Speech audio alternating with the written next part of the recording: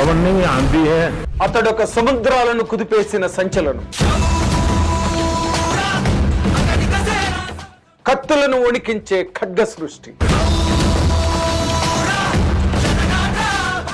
అతడొక ప్రజా చైతన్య నిత్య జీవన స్రవంతి. చీకటి దిక్కులను ఎరుపెక్కించే ఉదయకాంతి. అతడొక అనుక్షణిక నిరంతర క్రియాశీలి, నెత్తుటిని ఉడికెత్తించే నిప్పుల ఉప్పెన, రేపటి కోసం ఎలుగెత్తిన మహాదీవెన.